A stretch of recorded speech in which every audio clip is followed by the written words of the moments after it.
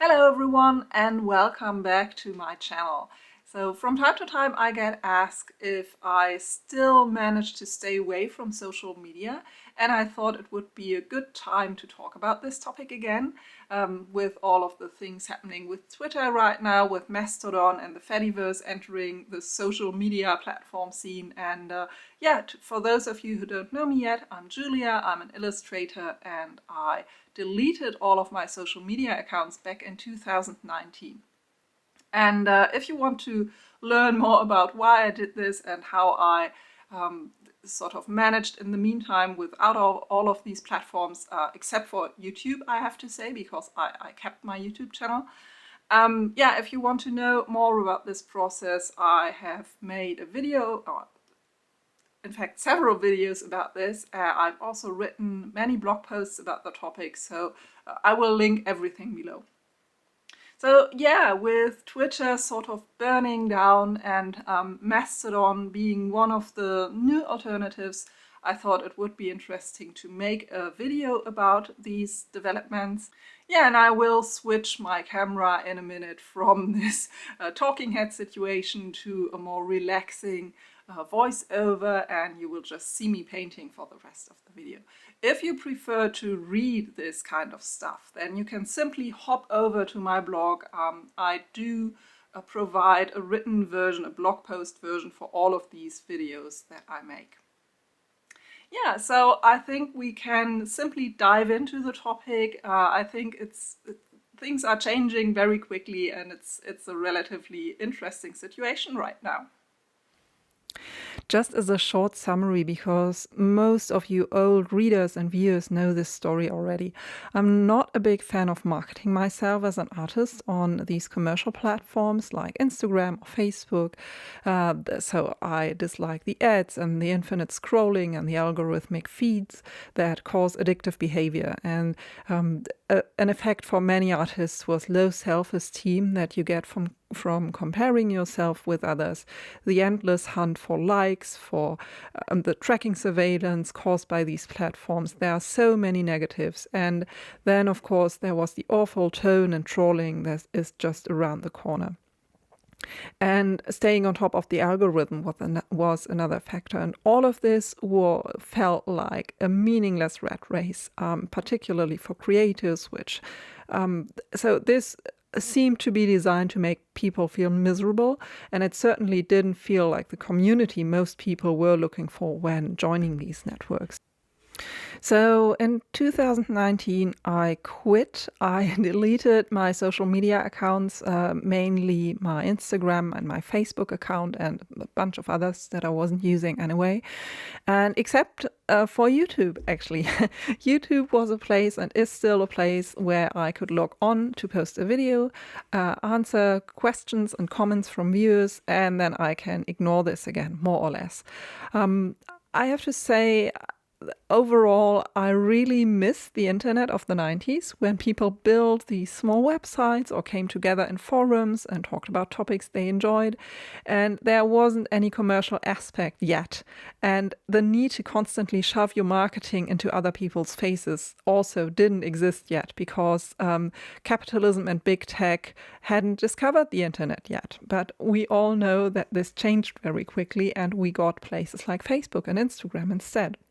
So these walled garden networks that want to keep you scrolling and want to keep you on the platform to expose you to adverts. And some of you may have followed this, and this is why I'm making this video right now. In the past few weeks, a very rich douchebag has bought Twitter and immediately started ruining the platform. I have to say, I was never a very big fan of Twitter because it attracts all kind of trolls. There was a lot of political debate, which isn't wrong per se, but the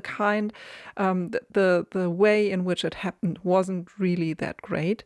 There was hate speech and a bunch of other things that I didn't really want in my daily life. And I had an account there, and in my brief time on Twitter, I tried to forge connections with other artists, a network, make a community. I followed scientists and authors and all kinds of creative folk, and I tried to enjoy the bright and witty sides of the platform, which are absolutely there. So it just didn't work for me. It didn't work for long, because also on Twitter, you have the algorithm. It keeps pushing controversial content, negative content in your face, no matter what. And there are just so many trolls and people with really bad manners on the platform. So this kind of destroys the whole experience. So in the recent weeks, you might have noticed Twitter is really having problems ever since Musk bought it. He made a lot of changes. It's really just like this big dumpster fire that's happening. And maybe Twitter will even be shut down. A lot of people have been looking for alternatives. And I can understand this because it still was a place where people found communities, where people grew networks. And this has brought some alternatives to the spotlight, especially Mastodon. So usually this wouldn't interest me a lot. Mastodon is a bit different, and this is why I'm talking about this. Mastodon is a social network, but it's not run by a corporation. It has nothing to do with big tech. It's run by individuals. It's open source software. It's non-commercial. So it's not centralized. There are many small servers with different communities, but they can all talk to each other. They can communicate through a protocol. More or less, you can also block entire servers. And the entire structure looks a lot like Twitter. So this is a microblogging platform on which you can share thoughts or pictures or connect with other people who share your interests or who you just want to follow and find interesting. So on the surface, this really is very similar to Twitter, but there are a few differences that make it not really a one-to-one alternative to Twitter. So let's talk about this. Mastodon, as I said, is open source, it's not commercial, and it is part of the fediverse. And so you have to imagine the fediverse like a big network, and it's made up of different social platforms. So Mastodon is a bit like Twitter, then you have PixelFed, which is a photo sharing platform similar to Instagram. There is even PeerTube, which is similar to YouTube. And all of these different platforms can interconnect, and all of these form the fediverse together. And the special feature about this is that there are no algorithms, no ads, no marketing schemes, and the different communities or instances, as they're also called, are usually moderated well. So trolls or harassers usually don't get very far. And at least this has worked with a smaller user base so far. So of course, we don't know yet how the existing culture on Mastodon will change and adapt with so many new people joining, and especially the different discussion culture sort of migrating over from Twitter as well. But in any case, the fediverse shows that you can make connections with others on the internet without using commercial big tech apps. These don't want anything more than to keep your eyes on the feed to watch ads and essentially take your data in exchange. So remember, the old saying goes, if the app is free, then you and your data are what's being sold, and the real customers are the advertisers. And the fediverse doesn't work like this, and we all hope it will stay this way. And it can grow this way. And most instance admins, or I think all instance admins and programmers that I've met so far, rely on donations. So there's no big company behind all of this. This is not centralized. No one will sell your data to advertisers because it's just simply not possible. No one can buy Mastodon. No one can buy the fediverse. It's not centralized. And for now, this seems like a very, very viable alternative to commercial walled garden platforms, at least for me. So if you want to learn more about the whole concept, I've left a link for you below this at joinmastodon.org. This is a place where you can learn a little bit more about the concept behind the fediverse, and then also look for a server that might be interesting for you. And I was curious, and I signed up on an art instance with the thought of, well, why not? Let's make this the last social media experiment that I'll try.